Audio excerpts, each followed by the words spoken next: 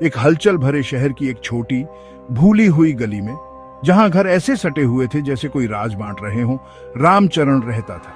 उसकी दुनिया छोटी थी, उन धूल भरी सड़कों तक सीमित थी जिन्हें वह जानता था, और उस हाथ गाड़ी के वजन तक जिसे वह हर दिन खींचता था। जिंदगी ने उस पर कोई मेहरबानी नहीं की थी, बस इतना दिया था कि चूल्हा जलता रहे। लेकिन उसने उसे 2 अनमोल रत्न दिए थे, उसका बेटा रोहन और उसकी बेटी प्रिया। उनके लिए उसने एक सपना पाला था, एक शांत शक्तिशाली सपना जिसे उसने अपने दिल के सबसे गहरे कोनों में संजोया था। उसने उनके लिए एक ऐसी जिंदगी का सपना देखा था जो उसकी अपनी जिंदगी से बहुत अलग थी। एक ऐसी जिंदगी जहां वे गाड़ियां खींचने के बजाय कलम पकड़ेंगे।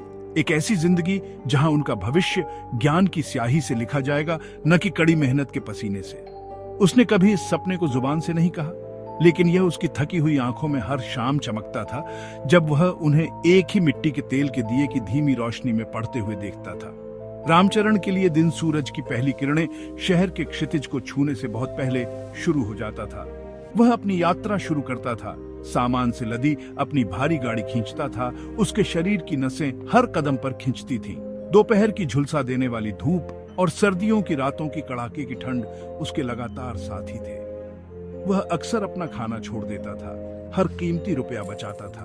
अपनी पत्नी से कहता था कि उसे भूख नहीं है, लेकिन भूख थी, अपने बच्चों को सफल होते देखने की भूख। एक ऐसी भूख जो उसके पेट की गुड़गुड़ाहट से कहीं ज्यादा मजबूत थी। उसका कमाया हुआ हर सिक्का सिर्फ धातु नहीं था, यह उसके बच्चों के भविष्य की नींव के लिए एक ईंट थी। एक वादा जो उसने खुद से किया था कि उनकी दुनिया उसकी दुनिया से बड़ी और उज्जवल होगी। वह उनकी स्कूल की किताबों को पवित्र ग्रंथ मानता था, उनकी यूनिफॉर्म को सम्मान के कपड़े और उनकी शिक्षा को गरीबी के चक्र से बाहर निकलने का एकमात्र रास्ता मानता था जिसमें वह फंसा हुआ था। रोहन और प्रिया हालांकि छोटे थे, अपने पिता के चुपचाप किए गए बलिदानों से अनजान नहीं थे। उन्होंने अपने पिता के चेहरे पर थकान देखी थी जब वह घर लौटते थे, उनके हाथों पर पड़े निशान जो अथक परिश्रम की कहानियां कहते थे। वे अक्सर उसे दरवाजे से देखते थे, उसकी परछाई अटूट समर्पण का प्रमाण थी। यह अनकही समझ उनके अपने दृढ़ संकल्प को बढ़ावा देती थी। वे जानते थे कि उनके पिता का सपना सिर्फ उनका अपना नहीं था, यह उनके परिवार के ताने बाने में बुनी हुई एक सामूहिक आकांक्षा थी। उन्होंने उस जबरदस्त लगन से पढ़ाई की जो प्यार और अपने पिता के अथक प्रयासों का सम्मान करने की गहरी इच्छा से पैदा हुई थी। उनका छोटा कमरा पुरानी किताबों और मिट्टी के तेल की गंध से भरा हुआ आशा का एक पवित्र स्थान बन गया था। एक ऐसी जगह जहां सपने बड़े परिश्रम से बनाए जा रहे थे, एक एक पन्ना करके, एक एक पाठ करके। उनकी पढ़ाई की शांत गुनगुनाहट रामचरण के कानों के लिए सबसे मधुर संगीत था। पड़ोसी अक्सर रामचरण को देखकर सिर हिलाते थे, गरीबों को शिक्षित करने की निरर्थकता के बारे में बुदबुदाते थे। कुछ कहते थे कि वह अपना पैसा बर्बाद कर रहा है, उसका बेटा उसे गाड़ी खींचने में मदद करनी चाहिए, लेकिन रामचरण उनकी शंकाओं पर बहरा था। उसके पास एक ऐसा नजरिया था जिसे दूसरे नहीं देख सकते थे। अपने बच्चों में एक ऐसा विश्वास था जो अटूट था। वह मानता था कि शिक्षा सबसे शक्तिशाली हथियार है जो भाग्य बदलने में सक्षम है।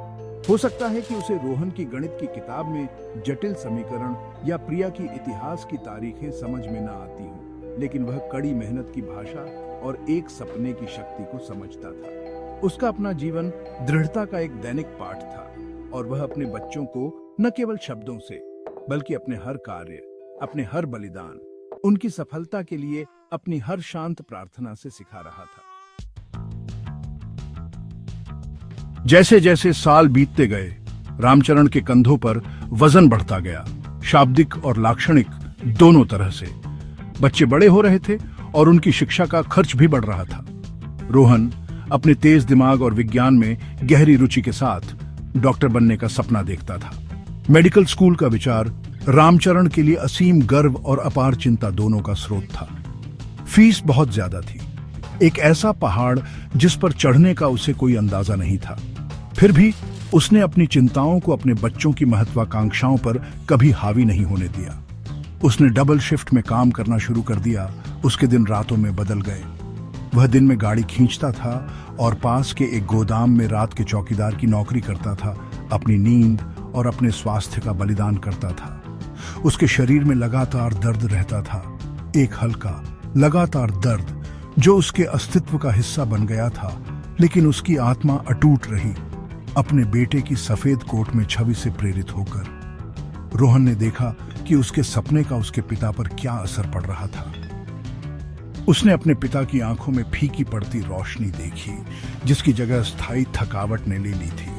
उसने देखा कि उसके पिता के कपड़े ज्यादा फटे हुए हो रहे थे, उसका खाना छोटा हो रहा था, उसका शरीर पतला हो रहा था। रोहन के युवा कंधों पर जिम्मेदारी का गहरा एहसास छा गया। उसके पढ़ाई के सत्र लंबे, ज्यादा गहन हो गए। उसने जो हर अध्याय पढ़ा, उसने जो हर समस्या हल की, वह उसके पिता के बोझ को कम करने की दिशा में एक कदम था। वह अक्सर अपने पिता को दरवाजे के पास एक पतली चटाई पर सोया हुआ पाता था, इतना थका हुआ कि अपने बिस्तर तक भी नहीं पहुंच पाता था। उन शांत पलों में रोहन धीरे से उसे एक कंबल से ढक देता था। उसका दिल प्यार, अपराध बोध और सफल होने के एक शक्तिशाली संकल्प से भर जाता था। उसने खुद से वादा किया कि वह अपने पिता के पसीने की हर बूंद को मायने दिलाएगा, कि उसका बलिदान व्यर्थ नहीं जाएगा। जिस दिन मेडिकल प्रवेश परीक्षा के परिणाम घोषित हुए, वह पूरे परिवार के लिए एक निर्णायक दिन था। रामचरण गली के एक कोने में खड़ा था। उसके दिल की धड़कन तेज थी। इतना घबराया हुआ था कि उस इंटरनेट कैफे के पास भी नहीं जा पा रहा था जहां रोहन अपना परिणाम देख रहा था। उसने वह सब कुछ किया था जो वह कर सकता था। उसने अपने शरीर को उसकी सीमाओं तक धकेला था। पैतृक जमीन का एक छोटा सा टुकड़ा बेच दिया था, और जिस किसी ने भी उसे पैसे दिए, उससे उधार लिया था। अब ये सब भाग्य के हाथों में था। अचानक उसने रोहन को अपनी ओर दौड़ते देखा। उसका चेहरा इतनी शुद्ध खुशी से चमक रहा था कि उसने पूरी धूल भरी गली को रोशन कर दिया। बाबूजी, मैंने कर दिखाया, मैं सफल हो गया। रोहन के शब्द रामचरण की थकी हुई आत्मा पर मरहम की तरह थे। उसने अपने बेटे को कसकर गले लगा लिया। उसकी थकी हुई गालों पर खुशी के आंसू बह रहे थे। उसके लंबे दिन के काम की धूल और गंदगी में मिल रहे थे। एक सीट सुरक्षित करना सिर्फ पहली जीत थी। आगे की यात्रा अभी भी वित्तीय चुनौतियों से भरी हुई थी, लेकिन उस एक जीत के क्षण ने रामचरण को नई ताकत दी। समुदाय, जो कभी संशय में था, अब उसे नए सम्मान से देखता था। कुछ तो रोहन की शिक्षा के लिए छोटे छोटे योगदान देने के लिए भी आगे आए। यह एक पिता के अटूट विश्वास की शक्ति का प्रमाण था। रामचरण ने अपना अथक काम जारी रखा, लेकिन अब उसके कदमों में एक नई ऊर्जा थी। गाड़ी का वजन थोड़ा हल्का महसूस होता था। रातें थोड़ी कम अकेली लगती थी। वह अब सिर्फ एक गरीब मजदूर नहीं था, वह एक भविष्य के डॉक्टर का पिता था। उस पहचान ने उसे एक गरिमा और एक उद्देश्य दिया, जिसने सभी कठिनाइयों को तुलना में महत्वहीन बना दिया। वह एक विरासत बना रहा था, धन की नहीं, बल्कि लचीलेपन, प्यार और एक विनम्र सपने की अविश्वसनीय शक्ति की। मेडिकल स्कूल के साल पूरे परिवार के लिए कड़ी मेहनत और बलिदान का एक चक्रवात थे। प्रिया, जिसने अपनी पढ़ाई में भी उत्कृष्ट प्रदर्शन किया था, ने घर का समर्थन करने के लिए एक पार्ट टाइम नौकरी कर ली, यह सुनिश्चित करते हुए कि उसका भाई पूरी तरह से अपने मुश्किल पाठ्यक्रम पर ध्यान केंद्रित कर सके। रोहन अपनी ओर से अपने छात्रावास में एक मितव्ययी जीवन जीता था। उसे घर पर उसके लिए किए जा रहे प्रयासों का पूरी तरह से एहसास था। उसने खुद को अपनी किताबों में डुबो दिया। उसके पिता का थका हुआ चेहरा उसकी लगातार प्रेरणा था। उसने अपनी पढ़ाई में उत्कृष्ट प्रदर्शन किया, न केवल डॉक्टर बनने के लिए, बल्कि एक अच्छा डॉक्टर बनने के लिए, एक ऐसा डॉक्टर जो गरीबों और असहायों के दर्द को समझेगा। उसे वे दिन याद थे जब उसका परिवार उचित चिकित्सा देखभाल का खर्च नहीं उठा सकता था, और उसने इसे बदलने की कसम खाई, कम से कम उन लोगों के लिए जिन तक वह पहुंच सकता था।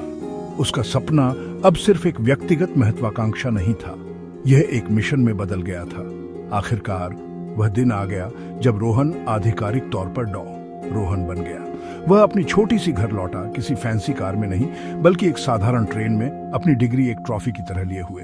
जैसे ही उसने संकरी गली में कदम रखा, उसने अपने पिता को देखा, जो अब काफी बूढ़े हो चुके थे। उनके बाल लगभग पूरी तरह से सफेद थे, उनका इंतजार कर रहे थे। रामचरण ने अपने बेटे को देखा, जो अपनी नई पोशाक में लंबा और आत्मविश्वासी खड़ा था, और एक पल के लिए वह बोल नहीं पाया। वह रोहन के पास गया, उसके हाथ हल्के से कांप रहे थे, और उसने अपने बेटे के गले में लटके स्टेथोस्कोप को छुआ, जैसे कि वह एक पवित्र वस्तु हो। यह उसकी मेहनत का फल था, अनगिनत नींदहीन रातों और कमर तोड़ दिनों का परिणाम। उसने बलिदान के बीज बोए थे, और आज वह अपार गर्व और खुशी की फसल काट रहा था। पूरा पड़ोस इकट्ठा हुआ, उनमें से एक की सफलता का जश्न मना रहा था। एक ऐसी सफलता जो एक सामूहिक जीत की तरह महसूस हुई। डॉन रोहन का पहला काम किसी बड़े शहर के बड़े कॉरपोरेट अस्पताल में शामिल होना नहीं था, बल्कि अपने ही पड़ोस में एक छोटा क्लिनिक खोलना था। वह उन लोगों की सेवा करना चाहता था जिनके साथ वह बड़ा हुआ था, वे लोग जो उसके अपने परिवार की तरह अक्सर बुनियादी स्वास्थ्य सेवा तक पहुंचने के लिए संघर्ष करते थे। उसका क्लिनिक समुदाय के लिए आशा की किरण बन गया। उसने हर किसी के साथ करुणा और सम्मान के साथ व्यवहार किया, कभी भी किसी को पैसे न दे पाने के लिए मना नहीं किया। वह अक्सर अपने मरीजों को अपने पिता के संघर्ष की कहानियां सुनाता था, घमंड करने के लिए नहीं, बल्कि उन्हें प्रेरित करने के लिए, उन्हें यह दिखाने के लिए कि समर्पण से कुछ भी संभव था। उसके पिता रामचरण अक्सर क्लिनिक के एक कोने में चुपचाप बैठे रहते थे, अपने बेटे को संतोष से भरे दिल से देखते थे। अपने बेटे को बीमारों को ठीक करते देखना सबसे बड़ा इनाम था, जिसकी वह कभी कल्पना भी नहीं कर सकते थे। प्रिया ने भी अपनी शिक्षा पूरी की और एक शिक्षिका बन गई। उसी पड़ोस में युवा दिमागों को रोशन करने के लिए अपना जीवन समर्पित कर दिया। दोनों भाई बहनों ने न केवल अपने परिवार के लिए गरीबी के चक्र को तोड़ा था, बल्कि अपने समुदाय के स्तंभ भी बन गए थे। उन्होंने अपने पिता के शांत सपने को एक जीवित, सांस लेने वाली वास्तविकता में बदल दिया था, जो अब कई लोगों के जीवन को छू रही थी और सुधार रही थी। उन्होंने अपना छोटा घर फिर से बनवाया, ये सुनिश्चित करते हुए कि उनके माता पिता को हर वह आराम मिले जिससे वे इतने लंबे समय से वंचित थे। एक मिट्टी के तेल के दीपक की जगह चमकदार बिजली की रोशनी ने ले ली थी, लेकिन उन्होंने पुराने दीपक को एक कोने में अपनी यात्रा की याद दिलाते हुए रखा, अपने पिता के प्यार का प्रतीक, जिसने उनके रास्ते को सबसे अंधेरे समय में भी रोशन किया था। कई सालों की लगातार मेहनत ने रामचरण के शरीर पर अपना असर डाला था। जैसे जैसे वह बुढ़ापे की ओर बढ़ा, उसका स्वास्थ्य गिरने लगा। वह आदमी जो कभी भारी गाड़ियां आसानी से खींचता था, अब कुछ कदम भी बिना सहारे के चलने में मुश्किल महसूस करता था। वह बीमार पड़ गया। उसका मजबूत शरीर उम्र और जीवन भर की कठिनाइयों से कमजोर हो गया। लेकिन वह अकेला नहीं था। उसका बेटा डॉ रोहन, जो कभी उसकी मेहनत का कारण था, अब उसका लगातार देखभाल करने वाला था। रोहन ने सुनिश्चित किया कि उसके पिता को सर्वोत्तम संभव चिकित्सा उपचार मिले, लेकिन इससे भी बढ़कर उसने उन्हें अपना समय और अपना प्यार दिया। वह घंटों तक अपने पिता के बिस्तर के पास बैठता था, उनका हाथ पकड़े रहता था, ठीक वैसे ही जैसे उसके पिता ने बचपन में उसका हाथ पकड़ा था। भूमिकाएं बदल गई थीं और अब बेटे की बारी थी पिता की देखभाल करने की। एक शाम जब रामचरण अपने आरामदायक बिस्तर पर लेटा हुआ था, खिड़की से डूबते सूरज को देख रहा था, उसे शांति का गहरा एहसास हुआ। उसका कमरा एयर कंडीशनर की शांत गुनगुनाहट से भरा हुआ था, एक ऐसी विलासिता जिसकी वह कभी कल्पना भी नहीं कर सकता था। रोहन अपना रात का खाना लेकर आया, उसके पास बैठ गया और क्लिनिक में अपने दिन के बारे में बात करने लगा। उसने उन मरीजों के बारे में बताया जिनका उसने इलाज किया था, उन जिंदगियों के बारे में जिन्हें उसने छुआ था। रामचरण ने सुना, उसके होंठों पर हल्की मुस्कान थी। उसने अपने बेटे को देखा, अब सिर्फ एक सपने वाला लड़का नहीं, बल्कि एक महत्वपूर्ण व्यक्ति, एक चिकित्सक, कई लोगों के लिए आशा की किरण। फिर उसने अपने अपने कठोर हाथों को देखा, वे हाथ जो इस भविष्य के लिए दर्द और खून से सने थे। वे उसके जीवन की यात्रा का एक नक्शा थे, उसके प्यार का प्रमाण थे। रोहन, रामचरण ने कहा, उसकी आवाज हल्की फुसफुसाहट थी। क्या तुम्हें याद है कि मैं उस भारी गाड़ी को कैसे खींचता था? मेरे कंधे जलते थे, मेरे पैर सूज जाते थे, लेकिन मुझे दर्द कभी महसूस नहीं हुआ।